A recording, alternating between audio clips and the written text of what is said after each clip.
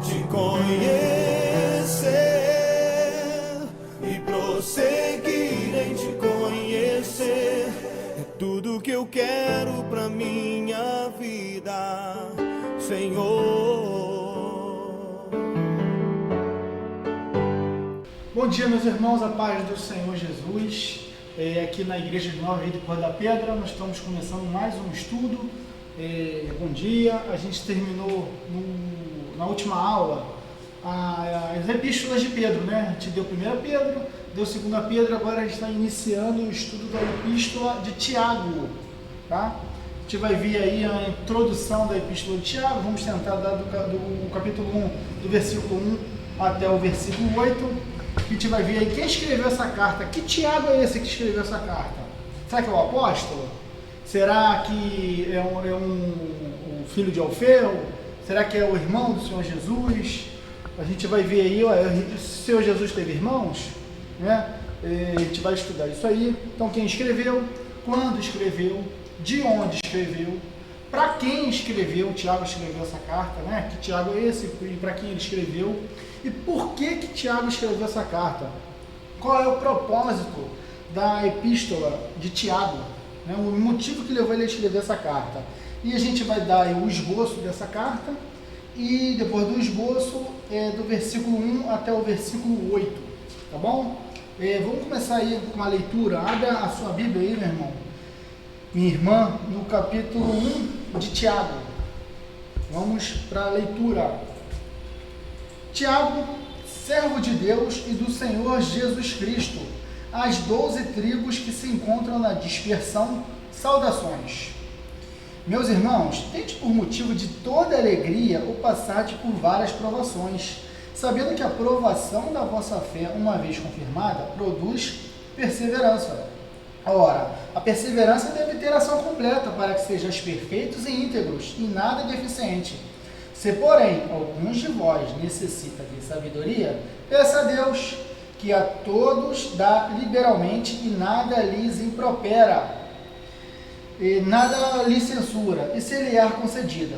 Peça, porém, com fé, em nada duvidando, pois o que duvida é semelhante à onda do mar, impelida e agitada pelo vento.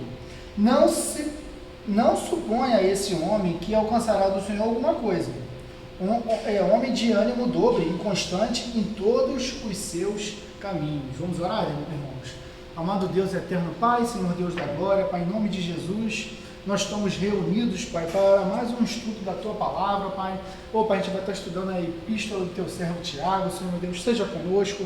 Fale, Pai, conosco, Pai, me usa como instrumento do Senhor, Pai, para ensinar a Tua palavra. A palavra não é minha, a palavra é do Senhor, o professor é o Senhor. Eu sou apenas um canal de Ti, Pai. Pai, em nome de Jesus, venha estar abrindo os olhos do nosso entendimento para compreender a Tua palavra.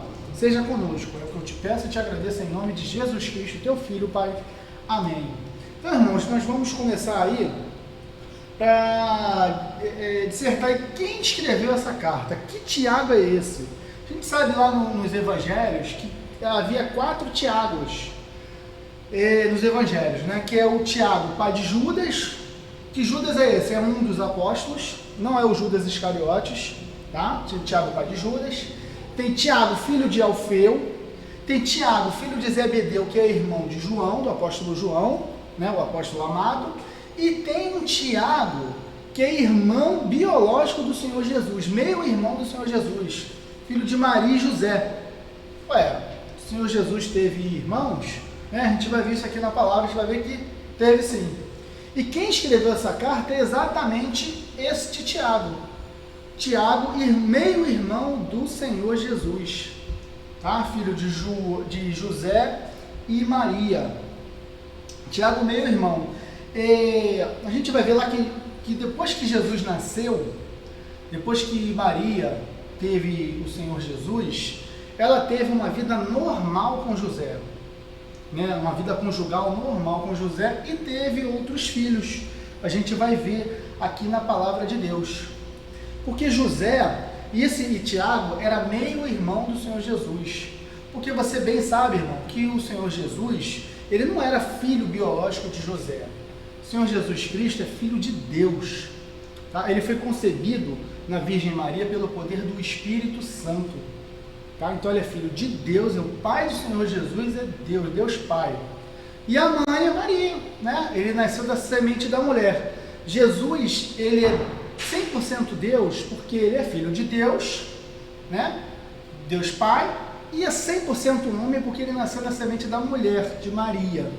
Tá? Então por isso que Jesus ele tem 100% das duas naturezas, 100% Deus e 100% homem. Então Jesus não era filho biológico de José.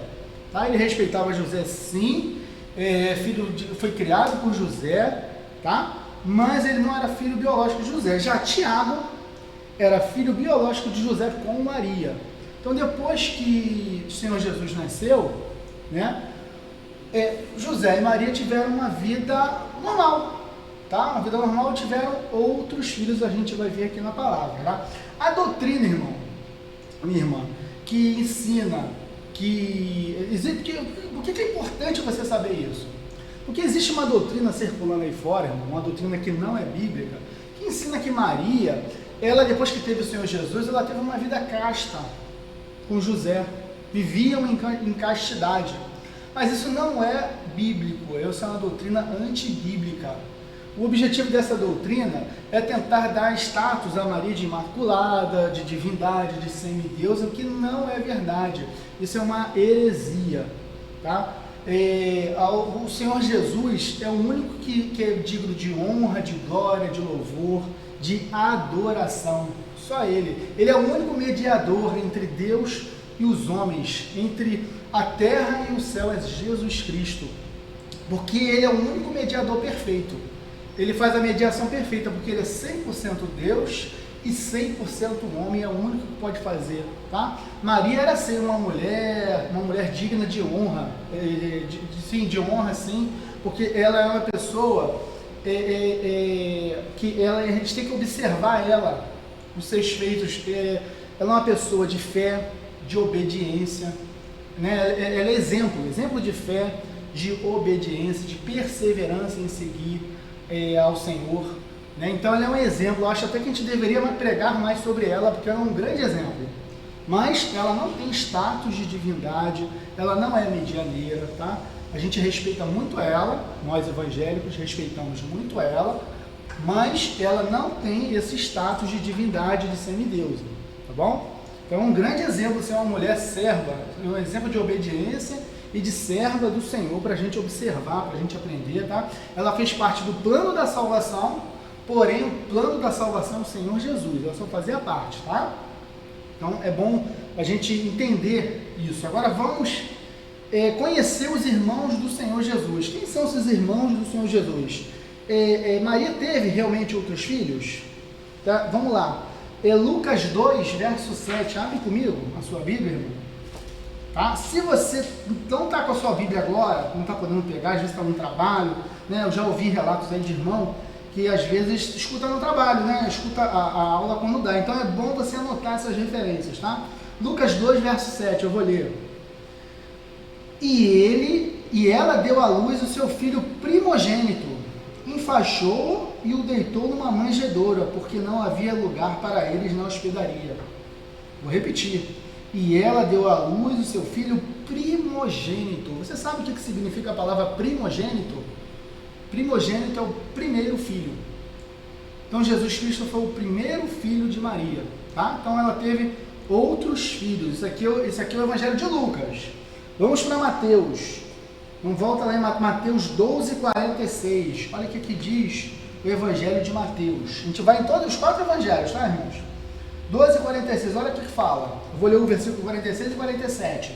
Se você está sem a Bíblia aí, anota essas referências que é importante.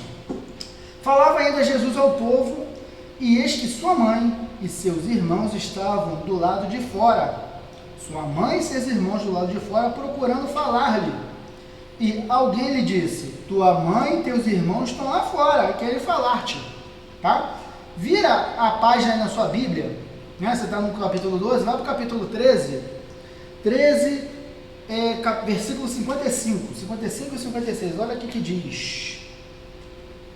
Tendo Jesus proferido essa parábola, retirou-lhe dali e chegando à sua terra, ensinava na sinagoga, de tal sorte que se maravilhavam e dizia: de onde ele vê essa sabedoria e esses poderes miraculosos?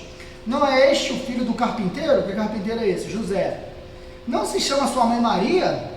E seus irmãos Tiago, esse que escreveu a epístola, José, um outro irmão de Jesus, Simão, um outro irmão de Jesus, e Judas, o quarto irmão de Jesus, que inclusive também escreveu uma epístola. Aquela epístola pequenininha que fica antes do livro de Apocalipse, de Judas. Esse Judas é meio irmão do Senhor Jesus, assim como Tiago, tá? Dá um pulinho lá em Judas. É uma epístola que fica antes de Apocalipse. Olha o que esse Judas fala. Judas, irmão, na época de Jesus, era um nome muito comum na época. Depois, por causa do Judas Iscariotes, esse nome caiu em desuso, né? Ficou sinônimo de pessoa infiel, né? De traidor, né? Mas na época de Jesus era um nome super comum, tem até um significado bonito, significa louvor, né? É grego, né? E do hebraico é Judá, né? E a variação dele do grego é Judas. Olha o versículo 1 da epístola de Judas. Judas, servo de Jesus Cristo e irmão de Tiago, aos chamados amados em Deus Pai e guardados em Jesus Cristo. Irmão de Tiago, esse Tiago aqui, meio irmão de Jesus, tá? Judas e Tiago são irmãos. Marcos 6, a gente já foi no Evangelho de Lucas, de Mateus, agora vamos em Marcos 6, 3. Olha o que diz. É bom sempre anotar as referências, irmão. Ó, Marcos 6, 3. Não é este o carpinteiro, filho de Maria, e irmão de Tiago, José, Judas e Simão? E não vivem aqui entre nós suas irmãs? Escandalizavam-se nele. Marcos ainda cita as irmãs de Jesus, não diz quantas são, mas ainda cita as irmãs de Jesus. Então, irmãos, a doutrina que prega que Maria teve uma vida casta depois do nascimento de Jesus é uma doutrina antibíblica, tá? E a doutrina que prega que Maria como uma medianeira é uma heresia, tá? Não está de acordo com os evangelhos, tá? O único mediador entre Deus e os homens é Jesus Cristo. Você pode ver isso aí em 1 Timóteo 2,5, tá? E um outro objetivo também é de demonizar o sexo, irmãos. A gente sabe que o sexo dentro do casamento, dentro do matrimônio, é bênção, é uma dádiva de Deus para os casais, tá bom? Então, isso não é uma doutrina antibíblica. Agora eu já fui no Evangelho de Lucas, de Mateus, de Marcos. Agora vai em João 2,12. Tá? Estou só te mostrando que Jesus teve irmãos de sangue, tá? Meio irmãos dele, filhos de Maria e José. 2,12. Jesus saindo das bodas de Caná, né, onde ele transformou água em vinho. Olha o que aconteceu. Depois disso, 2,12. Depois disso, desceu ele para Cafarnaum com sua mãe, seus irmãos e seus discípulos, e ficaram ali muitos dias. Agora o mais importante, João, Evangelho de João, capítulo 7. João capítulo 7, eu vou ler a partir do verso 3, tá? Do 3 ao 5, olha aqui que diz: dirigiram-se, pois, a ele os seus irmãos, a quem? A Jesus, os seus irmãos, e lhe disseram: deixa este lugar e vá para a Judéia, para que também os teus discípulos vejam as obras que fazes, porque ninguém há que procure ser conhecido em público, e contudo realiza os seus feitos em oculto. Se fazes essas coisas, manifesta-te ao mundo, pois nem mesmo os seus irmãos criam nele. Os irmãos de Jesus não criam nele. Isso aqui é o iniciozinho do Evangelho. Você vê que o Senhor Jesus ele enfrentava desafios, né? Lutas até dentro de casa. E diz a palavra de Deus que lá em Nazaré, né, na região onde ele morava, ele não pôde fazer muitos milagres, porque eles não criam. E sem fé, você sabe, sem fé é impossível agradar a Deus, tá? Então, os da casa do Senhor não cria neles. Inclusive, achavam uma loucura aquilo que o Senhor Jesus fazia, pregava, aqueles milagres todos. Por que eles achavam loucura, irmão? Teve um tempo na minha vida em que eu não era crente, eu não cria em Deus, não estava nos caminhos do Senhor, que eu também achava loucura. Mas no momento que eu entreguei a minha vida para Jesus, tudo passou a fazer sentido. Tudo passou a fazer sentido na minha vida. E aquele vazio que existia dentro de mim, o Senhor Jesus preencheu. E agora tudo faz sentido, né? A palavra, o evangelho, tudo que acontece aqui na igreja, né? Os ensinamentos, o culto, né? As maravilhas de Deus, né? As pessoas às vezes lá no mundo ficam tentando explicar o milagre. Milagre não se explica, milagre se vive. E é isso que Deus quer fazer na nossa vida. E Ele começou a fazer quando Ele transformou o meu e o seu coração para que venhamos a ser nova criatura em Cristo Jesus. Ele fez um milagre, começando aqui dentro do nosso coração. E coisas grandes veremos, irmãos. Eu creio, tá? Então, eles achavam loucura tudo isso aí. Tá? Então, eu mostrei para vocês, irmãos, que Jesus, ele tinha irmãos biológicos, tá? Meio irmãos, porque Jesus não era filho de José, tá? Era filho de Deus. Então, no início do ministério do Senhor Jesus, os irmãos dele, incluindo aqui Tiago, que é a epístola de Tiago que a gente está estudando, ele não cria no Senhor Jesus, mas teve um momento que Tiago ele se converteu e se transformou um grande líder da igreja de Jerusalém, um pastor da igreja de Jerusalém. Abra comigo, irmãos, hoje a gente vai folhear bastante a Bíblia. Se você está sem a Bíblia aí no momento, anota as referências que é muito importante. 1 Coríntios 15, verso 4. A gente vai ler do verso 4 ao 8. 1 Coríntios 15,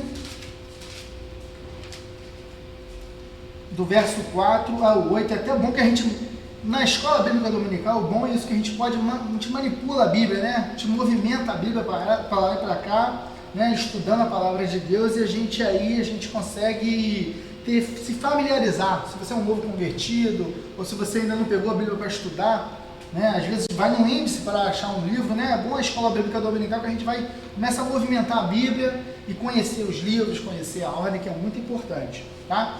1 Coríntios 15, verso 4, olha aqui que diz: e que foi sepultado e ressuscitou ao terceiro dia, segundo as Escrituras, e apareceu a Cefas, que é Pedro, depois aos 12, os 12 apóstolos. Depois foi visto por mais de 500 irmãos de uma só vez, Cristo ressurreto, depois que ressuscitou, dos quais a maioria sobrevive até agora, porém alguns já dormem, tá? Paulo escreveu essa carta aos Coríntios, 1 Coríntios, no ano 55, tá? Do primeiro século. Ele está falando isso aqui no ano 55, tá? Então a maioria aqui no ano 55 ainda vive, ainda sobrevive até agora, porém alguns já tinham morrido, dos que viram Cristo ressurreto. Verso 7, depois foi visto por Tiago, mais tarde por todos os apóstolos. Que Tiago é esse aqui? É esse Tiago que escreveu essa epístola, tá? Epístola de Tiago, meio irmão do Senhor Jesus. Afinal, depois de todos, foi visto também por mim, Paulo, como por um nascido fora do tempo, tá? Viram Cristo ressurreto, e depois que esse Tiago viu Jesus Cristo ressurreto, a ressurreição do Senhor Jesus, ele vivo, ele creu e passou a seguir o Senhor Jesus, entregou o coração dele para o Senhor Jesus, irmãos, tá? E a palavra de Deus diz que eu e você, que não vimos Cristo ressurreto, essa imagem aqui, essa aparição do Senhor Jesus, nós não vimos, nós somos mais bem-aventurados do que eles. Isso Jesus falou para Tomé, tá? E está escrito aqui na palavra para mim e para você, que nós somos mais bem-aventurados, tá? Porque nós cremos, tá? Aí, depois que Tiago entregou a vida para Jesus, viu Cristo ressurreto, tá? E que Jesus Cristo também ressuscitou no nosso coração, né? Ele venceu a morte, tá? Nós sabemos que agora nós temos a vida eterna. Jesus falou para todos os seus discípulos: aguarde em Jerusalém até que do alto sejais revestidos de poder. Jesus falou para todos os seus discípulos, né? Guardar em Jerusalém até que do alto sejais revestidos de poder.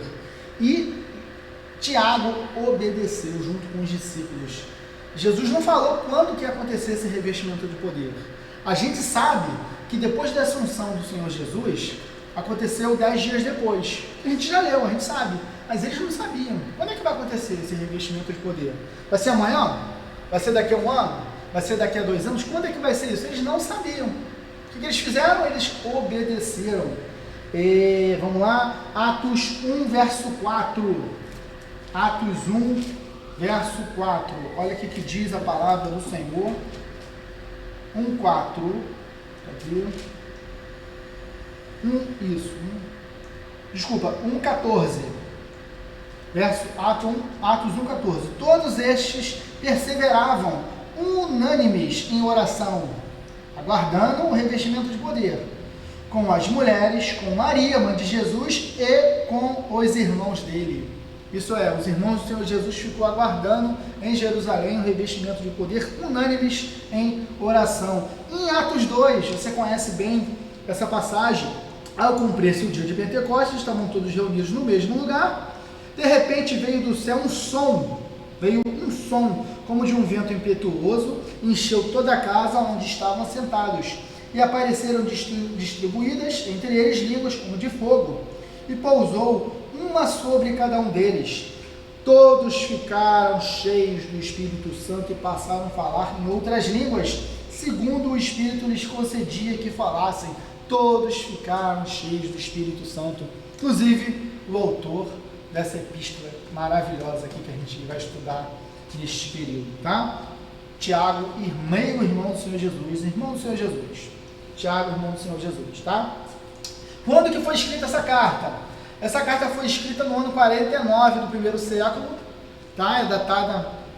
Foi datada com essa data, 49, antes do Concílio de Jerusalém, que acontece em Atos capítulo 15, em que este Tiago teve participação muito importante, em que ele deu o seu parecer. Estava se discutindo ali se os cristãos novos, e não judeus que se convertessem ao cristianismo, deveriam ser circuncidados e guardar a lei de Moisés.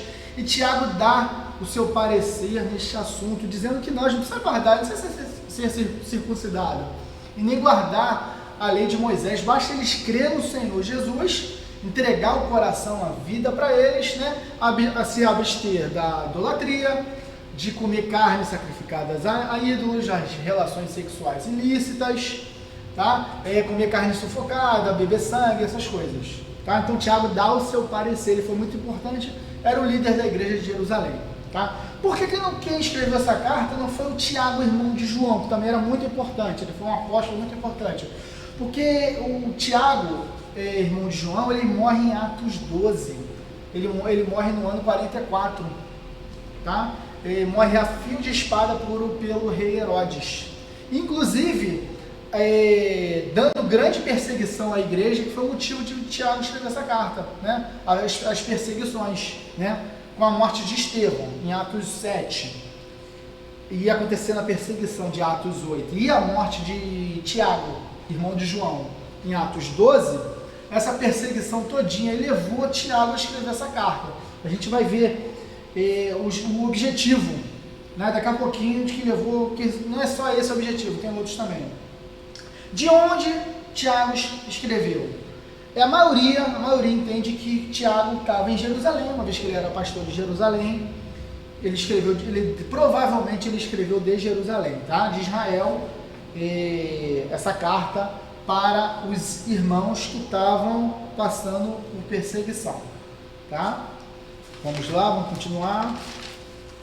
Quem são os destinatários dessa carta? Tiago 1, verso 1, olha o que diz. Abre lá em Tiago. Tiago, servo de Deus e do Senhor Jesus Cristo, as 12 tribos que se encontram na dispersão, saudações. Quem são as 12 tribos que se encontram na dispersão? Tiago, o objetivo de Tiago é escrever para os cristãos de Jerusalém, a maioria judeus que se converteram ao cristianismo, que devido à perseguição que houve naquele tempo, iniciando com a morte de Estevão, depois Saulo assolando, né? E depois veio a ser o grande apóstolo Paulo, Saulo assolando a igreja, né? Prendendo, né? Matando alguns, né? Participou da morte de Estevão. Com a perseguição os judeus convertidos ao cristianismo, e alguns cristãos ali, gentios, que se converteram e que tiveram que se dispersar pelo Império Romano. Tiago escreve para esses irmãos, tá? Essa carta, irmãos, é tida como uma carta universal, porque ela não foi escrita e endereçada a uma igreja local, mas para mais de uma localidade de comunidades de cristãos, tá? Para mais de uma igreja ou comunidade de cristãos. Então era uma carta circular, porque ela devia circular e ser lida em diversas comunidades de cristãos, tá? Igrejas que se estabeleceram nesse período, tá? E por quê? Qual o objetivo de Tiago ter escrito, tá? O objetivo, eu anotei aqui, exortar a fé, tá? Aqueles cristãos, ele estavam passando por uma grande perseguição dentro do Império Romano, começando por Jerusalém, e onde do Império Romano que tinha judeus, eles enfrentavam luta, porque os judeus que não se converteram ao cristianismo, não aceitaram Jesus como seu Salvador, como Messias, eles passavam a perseguir, tá? Então é exortar esses cristãos que estavam passando grande luta a perseverar na fé, tá? Eles estavam longe da sua terra natal, alguns longe da sua família, dos seus familiares, tá? Para não morrer, eles tiveram que se dispersar, e nessa dispersão eles saíram de Jerusalém, batizados pelo Espírito Santo, muitos, e levando no seu coração a palavra de Deus, e isso fez com que a palavra de Deus se espalhasse por todo o Império Romano, por todo o mundo antigo, tá? Há males que vem para bem, né? E hoje a palavra de Deus está aqui conosco, aqui na Igreja de Nova Vida em Cor da Pedra, tá? Longe da sua família, alguns exercendo outra profissão, não a profissão de costume, que exercia em Jerusalém, tá? E alguns eram explorados economicamente pelos seus patrões. Tiago, aqui nessa epístola, ele denuncia isso, tá? As injustiças sociais que eles estavam sofrendo, Tiago denuncia isso aqui, tá? Essa epístola é uma epístola muito importante. Um outro objetivo, além de exortar eles perseverarem na fé, que eles estavam passando por lutas, denunciar práticas hipócritas dentro da igreja, tá? De religiosos, tá? Porque eles tinham, alguns tinham um discurso do evangelho, mas na vida prática bem distante da palavra de Deus, bem distante dos caminhos do Senhor. Era só discurso, né? Discursava o evangelho, mas a vida prática, tinha uma vida prática imoral, tá? Não enxergava a necessidade alheia, às vezes podia ajudar, não ajudava, né? Cobria o rosto para não ver, né? Que o irmão está precisando de um cobertor, está com frio, está com fome, né?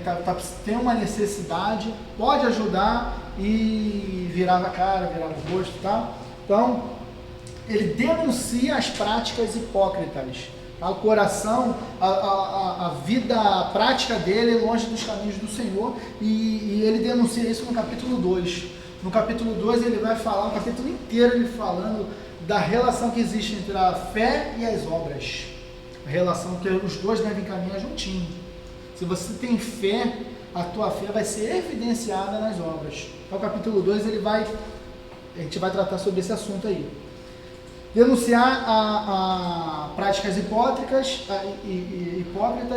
né? A acepção de pessoas que havia ali dentro daquela igreja. Então, Tiago ele vai denunciar isso aí, tá? O discurso era diferente da prática cristã, e ensinar a prática da conduta cristã. Então, ele exorta a fé, denuncia práticas hipócritas e traz ensinamento da conduta prática cristã, da vida cristã, tá? O livro de Tiago, irmãos, a epístola de Tiago, ela é considerada como se fosse o Provérbios do Novo Testamento, que traz ensinamentos práticos para a nossa vida, tá? Tanto da palavra de Deus, quanto ensinamento prático, a gente colocar em prática, a vida cristã na prática. É a epístola mais prática, é o escrito mais prático do Novo Testamento, esse de Tiago, tá? Um esboçozinho da carta. No capítulo 1 aqui, vai falar do amadurecimento cristão, tá? O cristão ficando maduro na fé, no relacionamento com o Senhor e com o seu semelhante. Capítulo 2, a relação que existe entre a fé e as obras. Ele vai dizer aqui que elas devem caminhar juntas, tá? Que a fé sem as obras, ela é morta e vice-versa, tá? Capítulo 3 vai falar do controle da língua, controle do falar, da importância de você controlar o seu falar. Bom, ele vai falar aí no capítulo 3 quase que todo a respeito desse assunto. Capítulo 4 ele vai falar do comportamento mundano, da imoralidade, do pecado, vida fora dos caminhos do Senhor, longe da santidade. E o capítulo 5, a conduta cristã, ensinamentos práticos para o comportamento cristão, que agrada a Deus. Vamos lá? Tiago, servo de Deus e do Senhor Jesus Cristo, as 12 tribos que se encontram na dispersão. Saudações. Então Tiago, ele começa aqui o capítulo 1, né, dando aí as suas credenciais. Quais as credenciais de Tiago? Servo de Deus e do Senhor Jesus Cristo, irmão. Não tem privilégio, não tem honra maior dentro do reino de Deus do que você servir, do que você ser servo. É o maior cargo dentro do reino de Deus, é você ser servo. Não tem privilégio, não tem honraria maior do que essa. No reino de Deus, o maior é aquele que serve. Já diferente do mundo dos homens, em que aquele que é servido, né, recebe honra, né, recebe honrarias neste mundo. Mas aqui, na igreja do Senhor Jesus, é quem serve. Ele está pronto para servir. O maior exemplo disso foi o nosso Senhor Jesus, que do início ao final do seu ministério ele serviu, inclusive entregando a sua própria vida. 2. Meus irmãos, tende por motivo de toda alegria o passagem por várias provações. Que provações é essa? Provas, testes, testando a nossa fé. Deus testando a nossa fé, as circunstâncias dessa vida, testando a nossa fé, provando a nossa fé.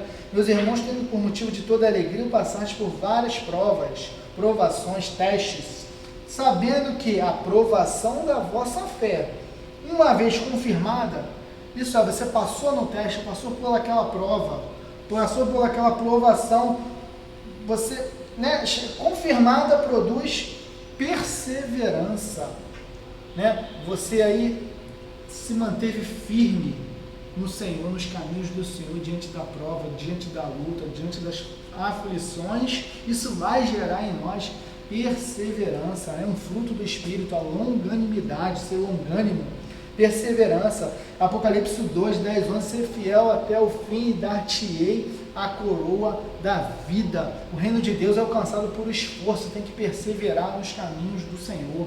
Não é de qualquer jeito, não é de qualquer forma, da forma como Deus quer, e é necessário perseverar. Tudo na nossa vida, irmão, a gente precisa perseverar, Para alcançar o reino de Deus, perseverar no caminho do Senhor. Para você passar no vestibular, tem que perseverar. Não passou, tenta de novo. Para você conseguir aquele tão sonhado emprego, você coloca o currículo, faz a entrevista, não passou, coloca de novo e fica tentando, Tenta de outras formas.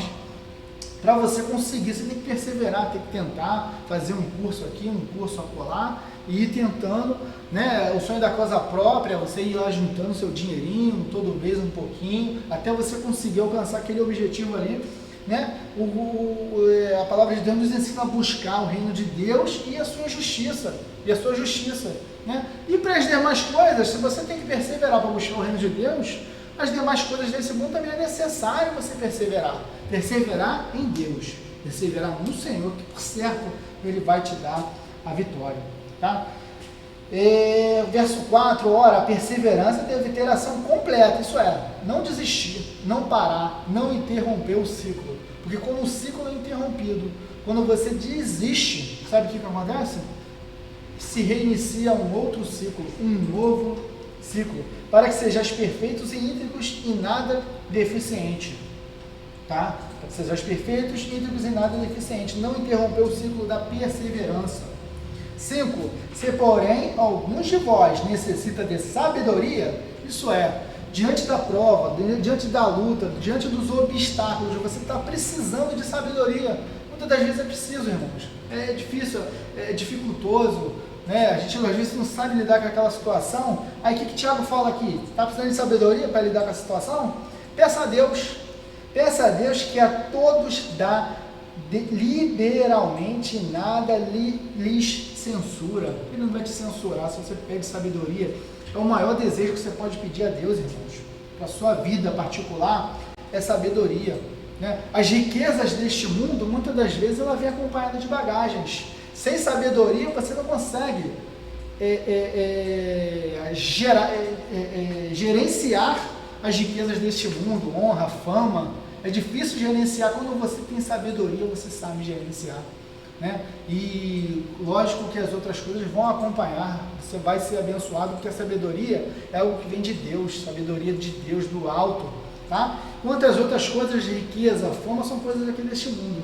É um bom pedido. Quem fez esse pedido, inclusive lá no Antigo Testamento, você deve se lembrar, foi Salomão, né? Deus falou para ele: peça-me o que quiseres que eu te darei. E ele pede sabedoria. Não pediu força, honra, fama, dinheiro, tá? Ele pediu sabedoria. Peça, porém, com fé, nada duvidando, pois o que duvida é semelhante à onda do mar, obrigada, impelida e agitada pelo vento. Não suponha esse homem que alcançará do Senhor alguma coisa. Se você, o vento, ele agita a onda para lá e para cá. E aquele que duvida é aquele homem que vem ao vento de doutrinas deste mundo, de outras religiões heréticas, e ele é impelido para lá, impelido para cá, jogado de um lado e para o outro, não persevera no Senhor, tá? Não tem fé. Aí diz aqui no versículo 7, não suponha este homem que alcançará alguma coisa do Senhor. Homem de ânimo duplo, inconstante em todos os teus caminhos, uma hora carnal, outra hora espiritual, ânimo dobre. Não pense que vai receber alguma coisa do Senhor, mas tem que ficar firme. Eu creio, eu confio no Senhor, peço sabedoria, busco nele e ele vai me abençoar. Tá bom, irmãos? Então, até o verso 8, a gente estudou aí a sabedoria do Senhor, tá? As provas, passar por testes, tá? Pedir sabedoria a Deus, né? A introdução da epístola de Tiago aí, quem escreveu, quem é esse Tiago, quando, porquê, de onde ele escreveu, para quem ele escreveu, tá bom? Epístola de Tiago, tá? Agora a gente vai, na próxima aula, a gente vai estudar do versículo 9 ao 27 do capítulo 1, tá bom? Vamos orar. Amado Deus e Pai, quero te agradecer, Senhor Deus, pela essa aula abençoada. Pai, continua falando conosco, Pai, que a tua palavra, Pai, dê muito fruto para o teu reino. Seja conosco, Pai. É o que eu te peço e te agradeço, em nome de Jesus. Bom sábado, meu irmão. Fica com Deus.